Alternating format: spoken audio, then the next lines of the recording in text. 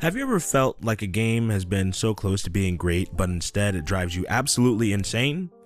Yeah, that's just about me right now with Mafia: The Old Country. Now, I'm going to be a little bit contrarian in this video because Mafia seems to be getting high praise from fans and critics alike, but just know that what I say doesn't come from a place of malice, but from a genuine place of concern. Hopefully that the next Mafia will surpass its predecessor. Still though, I'm aware that I'm technically the guy that's saying, You shouldn't enjoy this thing that you really like because it's actually bad. I say if you enjoyed the game and you had fun, that's the important part. But if you felt just as disappointed as I did, or if maybe you'd like to stick around, I could show you just how much this game fried.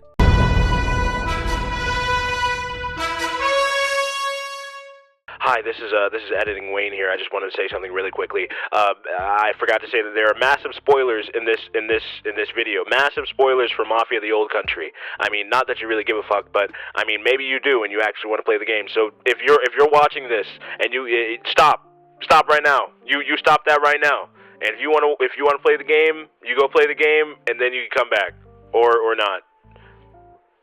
Please come back. I'm going to start off with the bad stuff just so we can, end on a positive note here. But if this game was a restaurant, it'd be the kind where the food smells amazing, the menu looks great, and then they hand you a plate of wet bread and then they say bon appetit. Let's start with this. Why is there even a customization system? You can change your outfits, hairstyles, even paint jobs for your cars and horses. Yes, horses. But the game barely gives you any downtime to even enjoy those things. There's an option to disable story outfits, like they expect me to replay the 17-hour campaign right after I just finished it or something. And with this story, that's not happening, brother. It's weird because the game is mostly linear, so you would think, well, of course customization is pointless. But Mafia Definitive Edition was also linear, and it lets you pick your cars from your garage in between missions. Here, it's almost like you get all these world interactions and then they ration them out because they're afraid you'll get too comfortable. It's like they want to be both a museum and a playground, but they don't commit to either. Mafia Definitive Edition was similar, with that look don't touch mentality. It transports you back to that time period though, and puts it on display in the background while the main story takes place in the foreground. I appreciate the attempt in The Old Country to further involve us in the world, giving us time appropriate vehicles, and the horses too, making an effort to give them paint jobs, the different haircuts and hats and clothing. However, if I can barely interact with the stuff, what's even the point? For example, in the game, Enzo has a cross necklace that he can attach prayer beads to, and they give him buffs, like making him more stealthy, or being able to carry more bullets, or even giving you a small window of invulnerability when you're close to death. That's my personal favorite because, it'll save you when you're in a pinch. Now, while some of these are collectibles in the open world, or rather, the linear open world, either way, despite that, you can also find them in Pasquale's shop. Now, Pasquale is interesting because he is pretty much where you'll find like all of your special items and whatnot. You don't usually get special items just picking them up off of the dead bodies that you find around after Enzo has gone on a massacre. You spend the denarii that you get from looting bodies at Pasquale's shop. But the problem is, as you might have guessed, you rarely get to stop there. There was even a time where I was like, man, let me stop by the homie Pasquale real quick. I have enough denarii. And the store was closed. There's a weapon stash that lets you choose your weapons, but that's rarely used. There's a little symbol over it that literally tells you cannot open the box so you can get your special weapons. There's even a part of the game where they give you an apartment, kind of like when Vito got his own place in Mafia 2. But in The Old Country, you might see Enzo's apartment like 3-4 more times maybe in the story. If that. What I would do is, I would stop during the missions and rush to customize, because if you leave a companion, they have this stupid giant timer that starts counting down, like Big Brother's watching. You will not enjoy our game. Or rather, I'm not enjoying it the way they want me to. But that's the thing. Mafia 1 is a near perfect linear game in my opinion, and Mafia 2 is a near perfect open world Mafia game. And yet, it feels like The Old Country wants to be both at the same time, but fails at being either. Now with the open world stupid stuff out of the way, let's move on to the meat and potatoes of our linear game. Let's talk about the story. Now, first off, I'm aware that the game is linear. I'm not going to be like one of those idiots that I found online that have been talking about, Oh, Mafia's not good because there's no side missions. There's not enough open world. I'm aware that it's mostly going to be a linear game. The only problem is that as a linear game, specifically a linear story game, your job is to entertain almost solely through the story. I love linear games. I play mostly single player linear games. I mean, off the top of my head, Hellblade: Senua's Sacrifice, Uncharted, Dead Space, hell, Mafia Definitive Edition too. So like, I love linear games. I just don't understand what the problem is with Mafia: The Old Country, why it falls so short. I can see what they were going for because it's basically Mafia 1 if you filed the serial numbers off. You've got Enzo, Cesare, and Leo working for a Don. Does that sound familiar? Because it is. It's Tommy, Paulie, and Sam. Problem is, these guys don't have any personality of their own. They just fit these weird little mannequin places, these placeholders as to the characters that they're supposed to be. You know what I mean? Like, Enzo is literally just the straight man. There is nothing else to him, bro. Cesare is the ambitious hotshot friend, and Leo is just, you know, the supportive, quiet type that you know, doesn't do much. But I know Leo is supposed to be like, he eventually becomes like a boss that Vito follows and whatnot. But that, I'm not here for that. I don't really care. That's another problem that I have with this story. They put all these like little Easter eggs in there as if I care. Like, I know Sam is in the game, he's the son of Luca, but it would make, you know, a lot more sense. I would care a lot more if this story was good. And I kind of have a weird thing to say. I don't know if anybody else kind of gets this, but I think the dialogue itself is actually pretty solid. There's actually kind of like some lines that sound like poetry, but the core story is the problem. It's like they wrote great lines for cardboard cutouts. Don Torrisi, for example, has this cool voice, this intimidating first appearance. You think, oh my god, that's the Don. This guy's gonna be scary. I'm gonna make you wish you died in that rubble, huh?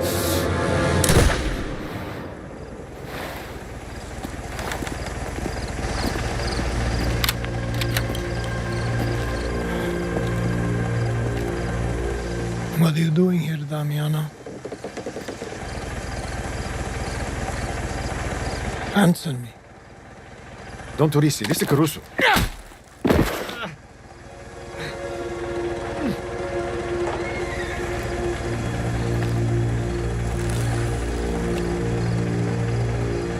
I asked you a question.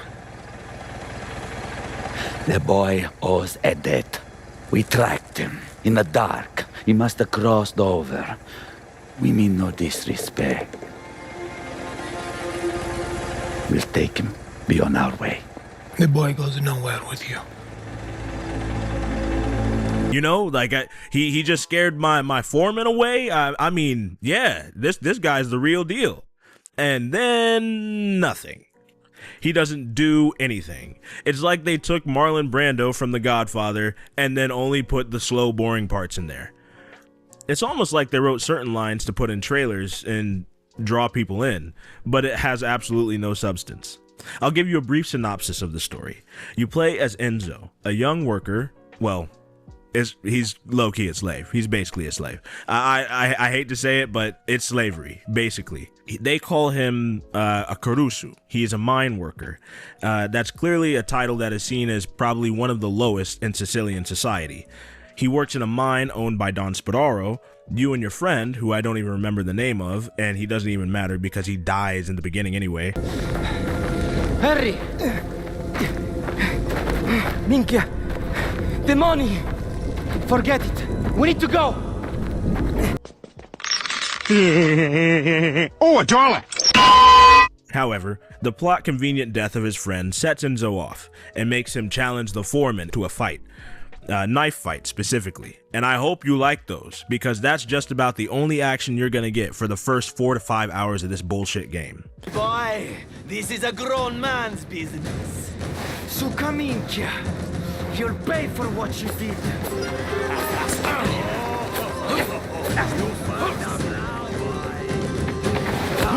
again! Quicker! Hit like a man!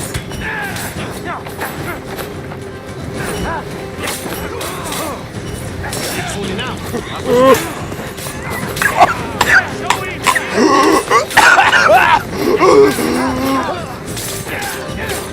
What kind of place is this? They are a bit clunky. Like sometimes, you very clearly hit the enemy and it doesn't register. But yeah, the knife fight happens. And from there, he runs away from the mine to find himself over in Don Teresi's area. Because of a dispute between him and Don Spadaro, Don Teresi takes Enzo in. You tell your boss. The boy is under my protection.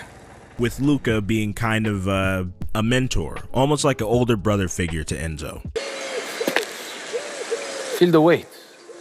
Get used to it. Knowing that blade could save your life. So after getting newfound sanctuary, Enzo starts working at the vineyard, and then he eventually becomes a made man in the Teresi family. Now this all sounds like run-of-the-mill standard affair, but in actuality, the process of seeing our main character grow and seeing how the other characters and the world interact with him, and above all, the theme. These are all important things that I feel Mafia: The Old Country does not at all satisfyingly complete. They don't give us anything satisfactory. Everything is either meandering or just flat out pointless. But most importantly, let's talk about the theme. Some of the best stories in gaming, or just some of the best stories in general, have a strong theme. In God of War, it's about accepting not only loss, but accepting who you are and being willing to change. In Halo, it's about having the courage and hope to fight insurmountable odds. And to even tie it back in, Mafia 2 is about brotherhood and loyalty, even in the face of adversity. So, what's Mafia: The Old Country's theme? I'll tell you. I don't know. Not every story has a clear theme, but I'm pretty sure The Old Country is about being willing to defy those who control you in favor of a better future. Or at least, that's what I got from the game. But here's the problem. The game seems to constantly forget its own theme. It's about Enzo becoming his own man, making his own decisions. But he doesn't ever truly do that until towards the end of the game. And it's weird because it's almost like in the script they have Enzo say it a lot. I figured you for heading to America.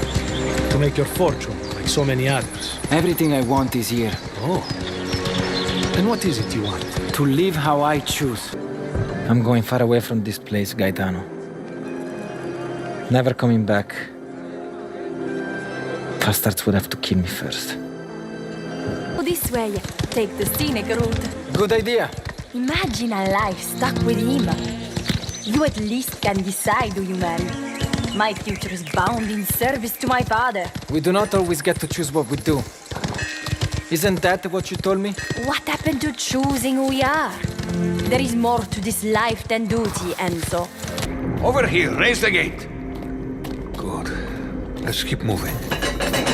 Father, may I ask you a question? Is it a sin to choose happiness over duty? We all have many obligations, but we only find joy in the path the Lord has set for us. It's very strange because all of these examples of where he's alluding to where he wants to take control of his own life, and that's never effectively shown in the story, like I said, until the end. Now, I'm sure they considered some of the sections, especially towards the beginning, as Enzo warming up to the life and him finally getting the freedom to make certain decisions, because beforehand, he didn't have any say in what he got to do, where he went. It was work, work, work. Break those rocks, boy. Go back to the mine, boy. Break them rocks, boy. So realistically speaking, you could imagine that any life really would have been better than the one he was previously leading. But let me give you an example. Towards the beginning of the game, there's a section where Enzo is taken out for his first time to collect on behalf of the Don. Basically extortion. But there's this one part of the mission where a group of workers has gone on strike and we have to shake them down. They were almost working like the exact same job that Enzo was. They were working at a quarry, breaking rocks. So of course you would think that Enzo feels bad for these people. So what do you think he does in, in response to this, and in response to finding out that there's a strike going on, what do you think he does when Luca tells him, yeah, you got to handle this? Or worse yet, Luca doesn't tell him he has to handle it. Enzo volunteers to beat the shit out of the spokesperson, mind you, of the group of people who are not getting paid to do their job. I don't get paid, they don't get paid. It's as simple as that. We can't have strikes around here, Manuel. You and your friends need to get back to work. This is bad for everyone, bad for business. Fuck your business. There's no need to cause a scene. Just get back to work. You're going to make me. Seems that my friend is going to take it from here. I beg your pardon. If that's how you want it. I beg your pardon. A few moments later. Anyone else? No? Quit standing around. Maybe that's because he's still warming up to the life. Fine, let me give you another example. There's a mission where Enzo has just witnessed Luca, spoilers by the way, one of his friends and a mentor get brutally murdered, and as his final words, he begs Enzo to get out of the life as fast as he can. Where is the doctor? He's coming. You'll be alright, okay? You're alright. Resisti, Luca, tranquillo.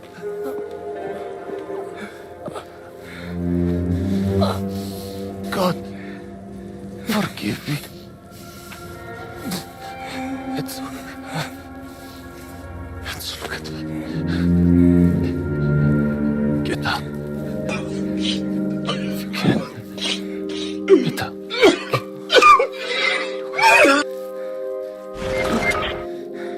Luca! Luca! Luca!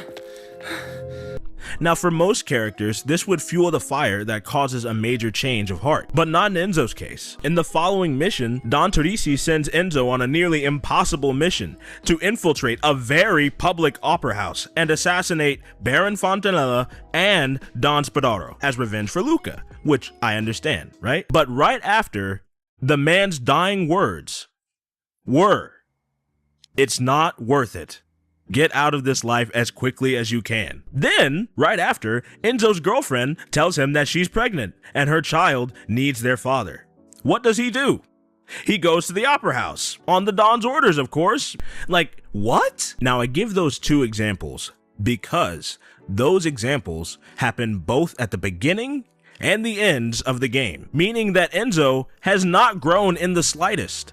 At all until the final act of the game. And it's not even the final act really, because the third act still is that's where that opera house assassination is, in the third act. But maybe that's not enough. So how about this? There's this one final capital regime in Spadaro's ranks after you've assassinated Spadaro, right? You're slaughtering all of his guys outside, and the capital regime runs into the church. Ironic, I know. And he's begging Enzo, Cesare, and Tino for his life. Tino is this old guy he's an asshole. I don't even care about that character. But he's basically telling all of them, Please, I have a wife and child at home. Father, this is a church, a place of worship. To bring violence, bloodshed inside. It's unthinkable. All of your men are dead. The other captains, dead. It's over for you. You should leave, Father. There's nothing you can do here. Enough waiting. Yo, Pierre, you want to come out here? Armed. What is this? You hide behind a priest now. You've won. I'm all that's left. But listen, please. I have a wife, a son. Enzo, did you leave your balls at home? Huh? Shoot this prick. Enzo, kill this freaky putana. What are you doing? I'll go away. Leave, Me? You'll never hear from me. He's hanging around. Please. Shoot him! Shut the fuck up. I will fucking laser you with alien fucking eyes and explode your fucking head. Oh, Lord, give me the strength and clarity of mind to find my purpose and walk the path you've laid out for me. Hey, yo, the pizza here. Shoot her, it's mine. right after Enzo has just found out that he has a child on the way too. He should feel some kind of remorse for this man. This man was probably in a similar situation to himself. He just was looking for any opportunity to have control over his own life. So in that case, Enzo should have had some kind of change of heart as well there too. There has to be some kind of event where Enzo decides for himself that I am not going to follow the orders that I am given anymore. And he doesn't do it, ever. In that scene, they're urging him to shoot that capo regime, and the capo regime is like, please don't. And I actually sat, I waited, I wanted to see, hey, maybe, just maybe they'll let me choose this time, and somebody else will shoot the guy. But no, all they do is sit there and yell at you and go, Oh, Enzo, where have your balls gone? Shoot him! What? Oh, Enzo, why you not shooting the man? Shoot the man today. Shoot him now. You don't have to do this. I'll go away. Leave Sicily. You'll never hear from me again. Please. Shoot him! No. Oh, Lord. Give me the strength and clarity of mind to find my purpose. Why not? And walk the path. I want to. You've laid out for me. But I've got a gun. I don't care. It's awful. So you're pretty much forced to shoot the guy, even if you might think that it would make more sense character-wise for Enzo to not shoot the guy. I'm just saying it was the perfect opportunity for Enzo to jump rank and say, no, draw the line in the sand. And it would have meant so much more because it wasn't just in a cutscene. We would have done it ourselves, the player. It would have been our choice to say no. I'm not your lapdog. I'm not your pawn. You kill him. And like I said, I tried it. I hesitated to kill him, but you just stand there and they just wait for you to kill him.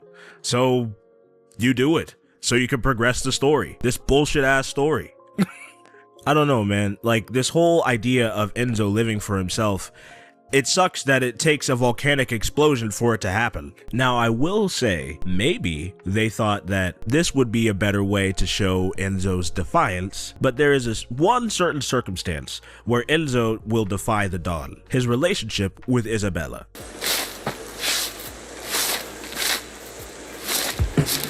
Who are you? Sono Enzo. I work here. For now. You have not always been a stable out. She's the Don's daughter. Now, let me tell you this. They were banking so hard on you believing that this relationship is valid. Maybe I'm a cynical, heartless bastard, but I barely believed anything in this entire relationship. Literally, as soon as Enzo gets to the vineyard, he's beset upon by Isabella at every turn. She asks little favors of him. She lies to people just to be near him. And you gotta ask, what did Enzo do to warrant any of this?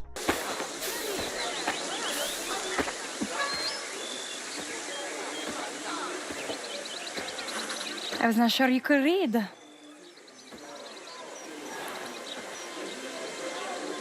You took the chance? I did. Why did you write to me? Why did you come? I wanted to say I'm sorry. About the fight. It should never have happened. You are right. See. It's just, What is it? maybe it's not a good idea. Us meeting like that. Like this. People might talk. And what would they say? I have to be careful. And work hard. Your father is who he is. And who are you, Enzo? Does my father already control your life?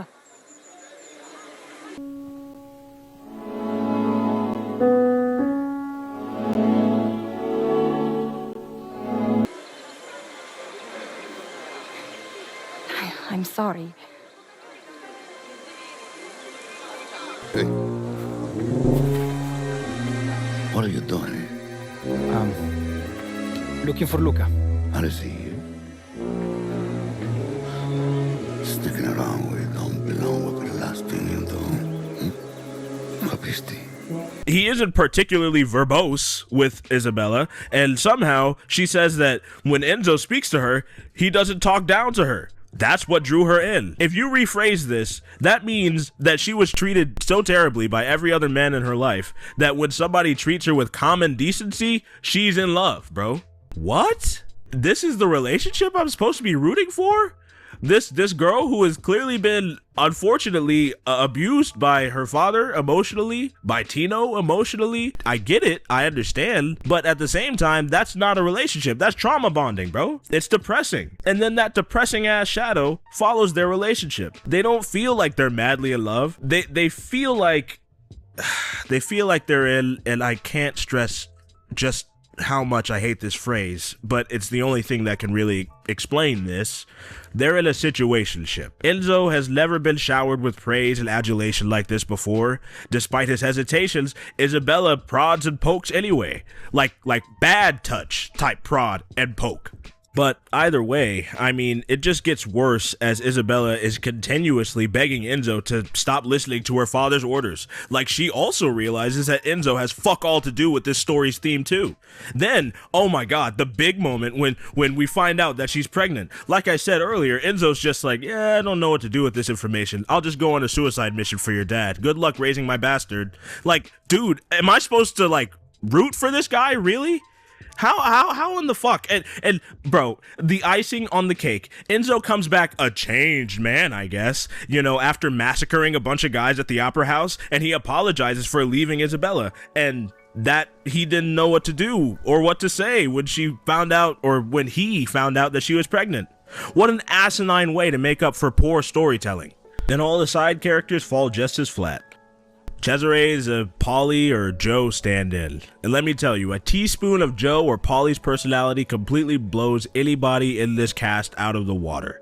As a matter of fact, you could literally point out all of the different characters that are based on other characters from the Mafia franchise. Don Torrisi is Don Salieri without the well-written manipulation. Don Spadaro is Don Morello without any of the interesting or fun, menacing moments that he has in his cutscenes. It's like they copied their own homework and didn't even bother to make it better. Now, let me compare to Mafia 1, since this game just wants to emulate that one so much. Tommy's story is very similar to Enzo's. He's a man in a thankless menial job being insulted every step of the way. That is, until he starts to live a life of crime. Then everything changes. That's where Enzo and Tommy's paths diverge, even though they're living out pretty much the same story. Duty versus happiness, choosing for yourself, being your own man, and defying those who would control you. In Enzo's case, we rarely see that conflict within. He is a blank slate. His only real defiance is having the Don's daughter as his baby mama, I guess. His change of heart comes way too late, and it makes no sense narratively. And his conclusion is unexpected as well as super unsatisfying. Now, compare to the Chad, Tommy. A man conflicted with living the life that he does. He hesitates to kill. He's willing to defy a direct order from the Don in favor of his friends. You take the ladies wherever they want to go. Yes, sir. Thank you, Tom. Christ, Frank. Why didn't you ask us for help? I guess I just wanted out. One way or the other. I'm tired, Tommy. Tired of lying to my wife. Tired of checking under my car every time I take a Sunday drive. And tired of waiting for the dawn to put two in my temple.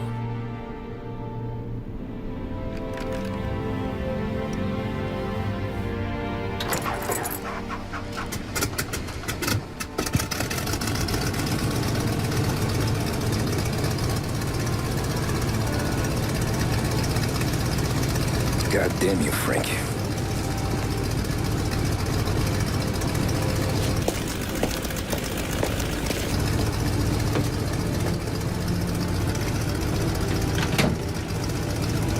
Don't go anyplace yet. Gotta hear me out on this. It's about the girl. Michelle? Right. You don't have to rub her out. Just make her disappear. You know her? Yeah. I've been with her a few times. She's a good egg, Tom. Just maybe not so bright. She doesn't deserve to get plugged just because she likes listening to me talk.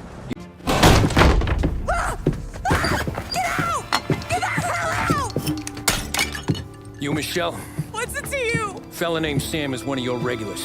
maybe there's a lot of guys named Sam. You know him. Works for Don Celieri. Maybe you got him talking about our business from time to time, and maybe Don Morello offered you some money to spill what you heard. No, Sam, trust me. I don't say nothing. He knows that. Well, the Don's losing a lot of money because someone No, no, no, no, no, no, no. Wait. It's just puppy guys. Wait. I didn't mean nothing. All that's left. But listen, I have a wife, a son. Enzo! Don't you ever forget how it feels to be this scared. To know you're just one twitch away from a hole in the ground. Because if you ever show your face in this town again, they're gonna find you with 2 in the head. Do you understand?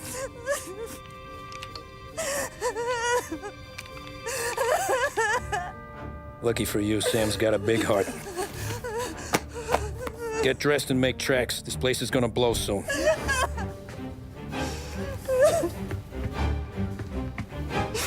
Thank you. Just don't come back and we're square. We see him change constantly throughout the story. When he dies, it's satisfying. You feel connected to him. You witness both the man and the mobster. And though it's sad, you understand why he's killed, why that happens. It's one of my favorite games of all time. But I do want to point out, Enzo has absolutely no section that even comes close to that level of character writing. The Old Country feels like it was written by a kid going, and then. While it presents some good moments, like the scene where Cesare and Enzo have a knife fight, and Enzo urges him to live for himself. It all could have been yours. He gave you everything. Live for yourself, Cesare. Not for him. Not for this.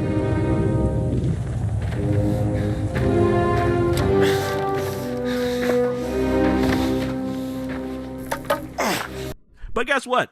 Cesare still kills him.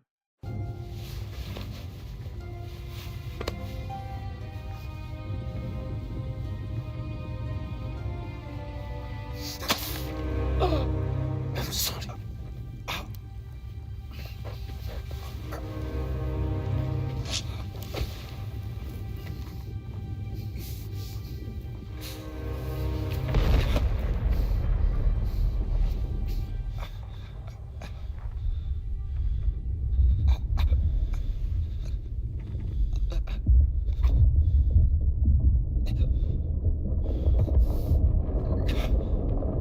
And I've got to say, in all honesty, it's the biggest piece of dog shit. The only character that I can say truly felt layered was Luca. He was capable of violence, but only saw it as a means to an end. He resembles the phrase, "When war comes, I would rather be a warrior in a garden than a gardener in a war." He was very well done, and when he died, I was actually sad compared to the rest of this cast, and pretty much everyone dies in an unceremonious way. But him, that one hit in a different way. I mean, shit, to be honest, I would have preferred to play as Luca. Luca seemed to be a lot more interesting than Enzo, but I'm not the game designer, so I can't make that call. I realize that this might have turned into a little bit of a rant, and I didn't intend for that to happen. It's just that I can see so much more potential in this game, and for whatever reason, I guess maybe they had time constraints. Maybe there were certain things that we just don't know what's going on behind the scenes. I'm willing to be more, forgiving in a case like this because it is also a $50 game. However, do I think it's still worth the $50? Not really. I mean, you could go and play Mafia the Definitive Edition for $50. You could go play Mafia 2 for $50. 2 games that are way better than this one. See, that's my problem with games like this, because every time you have another game installment in a franchise, many people would like to think it should outdo the ones that came before. Obviously, that's not the case every time, but you would hope so. At least that would justify you paying $50, $60, $70 nowadays to play a game that's pretty much the same as the last game that came out, how long ago? When did the first Mafia come out? Wow. And we're still going through the same motions, just worse? How? And I know Mafia has never been well known for really any of its gameplay. I mean, not to say that it's, a bad game to play, but at the same time, it's most definitely not the premier game that you go to get, oh man, I can't wait to get into that Mafia gunplay. I love that Mafia gunplay. Like, nobody says that. Nobody says, oh man, I can't wait to start driving in Mafia. I love driving in Mafia. Nobody says that.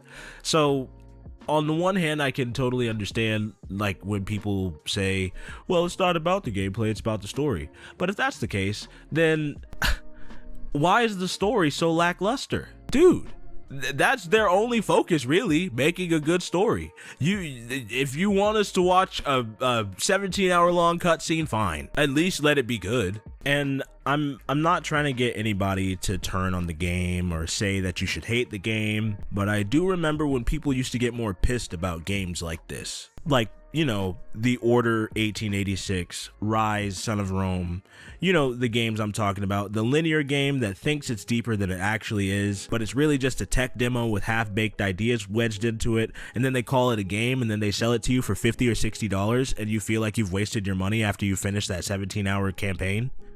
Yeah. I mean, I suppose the saving grace for this game is that at least there's more content than the other ones that I mentioned, and it makes, you know, the game longer as well. But that's the problem. That only serves to make the game's problems more glaring. And, you know, I was gonna have like a whole structure to this, and I guess now I'm just saying whatever. But now we come to the good parts of the game, and that is the music. The music of this game is absolutely phenomenal, and at times it would make me forget that I was playing this game. And I also do want to say, as much as I liked the music, even that at some point started to get on my nerves, because they would take parts of really good songs and just play them on loop in certain missions. For example, there's a certain mission where you have to like go deal with something for Baron Fontanella and find like the foreman for that factory, because Il Merlot has like infiltrated the factory and I guess beat the crap out of the guy.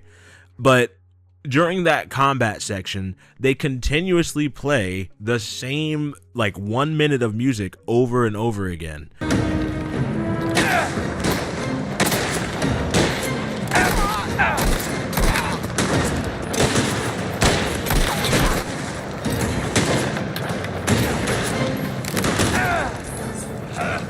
And you know, it's not entirely bad, but when you realize that you were probably going to be there for about 30 minutes, you would be hoping to hear another part of the song, is what I'm saying.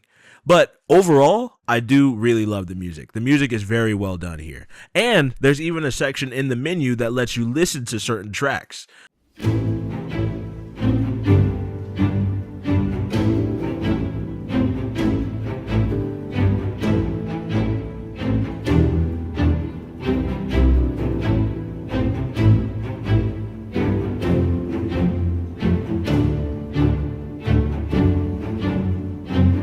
Graphical stuff. I mean, yeah, it's a good looking game, you know?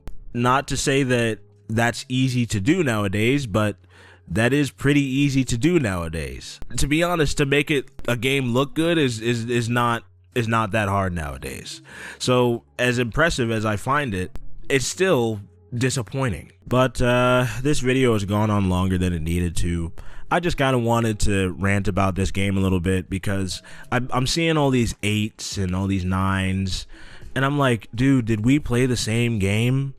This game at the most, when it's running on all cylinders, is maybe a 6 out of 10. Not an 8, bro. An 8 is Uncharted. Drake's Fortune, not Among Thieves. Among Thieves is a 10. But you see what I'm saying? There's just no justification for going out and buying this game. If you want to play it, my suggestion would be, hey, do a throwback, bro, and watch it on YouTube. Watch it on YouTube like we used to when we were kids and we were too broke to afford video games. Just watch it on YouTube. That's basically what it is. It's a big ass movie. Just watch the movie. But I want to know what you think. Have you played this game? If you have, can you please tell me? Maybe I'm missing something. I'm willing to admit sections where I'm wrong. But like I said, this game really, really disappointed me. But don't forget to like, comment, and subscribe. And I hope that I will see you guys in the next video. All right, peace. All right, hello, it's Editing Wayne here, and I wanted to say a thing really quick. So I was online with my friend. We were in an Xbox party just kind of chatting shit about the game, and he brought up a very interesting point to me because I had pointed out to him that, yeah, I put this joke in there about Rise, Son of Rome, and he was like, doesn't Rise, Son of Rome technically have more content than Mafia the Old Country? And he is right. Now, the main game takes about like 6 to 8-ish hours, right? But if you look for all the stuff in the game, it will take you about 20 or so hours. Not only that, but it doesn't overstay its welcome like Mafia the Old Country. Then on top of that, there's a multiplayer in the game.